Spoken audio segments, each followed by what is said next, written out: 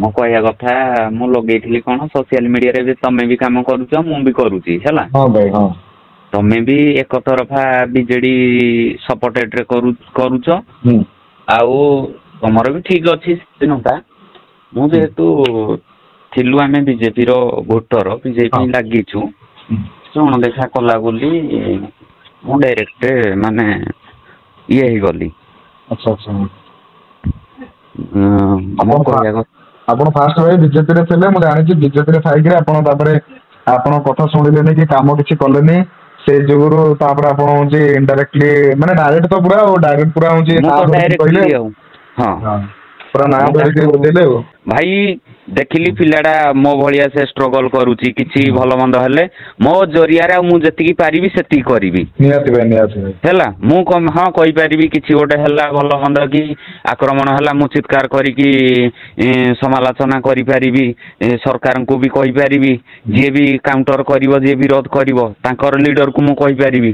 କାହିଁକି ନା ମୁଁ ନିଜେ ଅନୁତାପ କରିଛି ମୁଁ ଜେଲ ଯାଇଛି ମୋ ଭାଇ ମାଡ ଖାଇଛି ମୋ ରୋଜଗାର ଛଡେଇ ନେଇଛନ୍ତି ମତେ ବହୁତ ହଇରାଣ ହରକତ କରିଛନ୍ତି। ମୁଁ ଗୋଟିଏ କେସ ରେ ଆରେଷ୍ଟ ହେଲି ଆଉ 2ଟା କେସ ସେଠି ଯୋଡି ଦିଆଗଲା 3ଟା କେସ ରେ ମୁଁ ଟୋଟାଲ 21 ଦିନ ରହିଲି। ଯୋଉଠି ସେଇ 7 ଗୋଟେ ଦିନରେ ମୁଁ ଜିନିଷ ଜାଣୁ ମାନେ ଦେଖୁଛି ତମ ଭିଡିଓ ମୁଁ ଦେଖେ ଗୋଟେ ଜିନିଷ ଭାବେ ଯେ ରାଜନୈତିକ କ୍ୟାରିୟରରେ ଯୋଉମାନେ ସବୁ ଉଚ୍ଚ ଉଚ୍ଚ ପଦବୀରେ ଅଛନ୍ତି ସେମାନେ ଏତେ ଛୋଟ ଛୋଟ ସମାଲୋଚନା ସହି ପାରୁନାହାନ୍ତି ମାନେ ଗୋଟେ ପିଲା ଯଦି କହିଲା ତାକୁ ସାଙ୍ଗେ ସାଙ୍ଗେ ଜେଲ କରିଦଉନ୍ତି ମାନେ ଇଏ କଣ ମାନେ କି ପ୍ରକାର ମୁଁ କାହିଁ କିଛି ବୁଝିପାରୁନି।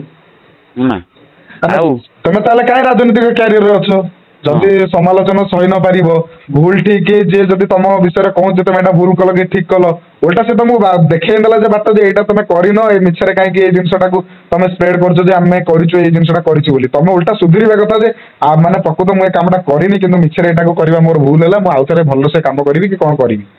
କିନ୍ତୁ ଓଲଟା କିଏ ଗୋଟେ କଣ ସ୍ୱର ଉଠେଇଲା ମାନେ ତାକୁ ଜେଲରେ କରିଦବା ଇଏ କଣ ଗୋଟେ ମାନେ ଠିକ ଉପାୟ ଯେ ତମେ ଗୋଟେ ରାଜନୀତି କାର୍ୟର ଗୋଟେ ଉଚ୍ଚ ପଦବୀରେ ଅଛ ଓଲଟା ତ ସେ ପିଲା ହିଁ ହାଇଲାଇଟ୍ ହେଇଗଲା ଅଇକା ତମେ ହିଁ ହାଇଲାଇଟ୍ ହେଇଗଲ ଯେତେବେଳେ ତମକୁ ସେ ଜେଲରେ ମିଛ କେସ୍ କରି ପୁରେଇଲେ ଅଇକା ତମକୁ ଓଲଟା ଲୋକ ଜାଣିଗଲେ ଯେ ପିଲାଟା ଲଢୁଛି ଏ ପିଲାଟା ଜେଲ ଯାଇଛି ମାନେ ସେଇ ଜିନିଷ ଯୋଗୁରୁ ଲଢିକିରି ଆଜି ଜେଲ ସେ ଯାଇଛି।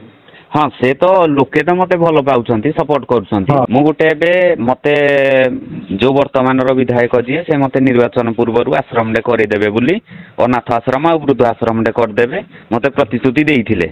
ଆଉ ତାଙ୍କ ଲୋକ ବି ବାରମ୍ବାର ଫୋନ କରୁଛନ୍ତି ତୋର ଯାହା ଦରକାର ଆମେ କରେଇଦବୁ ତ ମୁଁ ଚାହୁଁଛି ପାଲଲହଡାର ଆମର ଅଛନ୍ତି ଓଡିଶାର ଖାଦ୍ୟ ଆୟୋଗ ଅଧ୍ୟକ୍ଷ ଯିଏ ଅବନୀକାନ୍ତ ସାହୁ ସେ ଓଡିଶାର କମିଶନର ତାଙ୍କୁ ନବୀନ ପଟ୍ଟନାୟକ ପଦ ଦେଇଥିଲେ ତାଙ୍କୁ ହିଁ ମେମ୍ବର ରଖିବି ଏକ୍ସ ବିଧାୟକଙ୍କୁ ରଖିବି ଆଉ ବର୍ତ୍ତମାନର ବିଧାୟକଙ୍କୁ ରଖିବି। କାହିଁକି କାଲି ସକାଳେ ଭଲ ମନ୍ଦ କିଛି ହବ ଆଶ୍ରମରେ କିଏ ମରିଯିବ ହଜିଯିବ କଣ ହବ ଦେହ ପା ହବ ଶଳା ମତେ ବାନ୍ଧିବ ତମେ 3 ଜଣ ଯାକ ମେମ୍ବର ହୁଅ ତ ସେଇଥିପାଇଁ ତମେ ବି ଆମ ଟ୍ରଷ୍ଟର ଗୋଟେ ସଦସ୍ୟ ଭାବରେ ରୁହ ଭାଇ ମୁଁ କାହିଁକି ନା ଖୁସି ଭାଇ ମୁଁ ଖୁସି ହେଲା ଭାଇ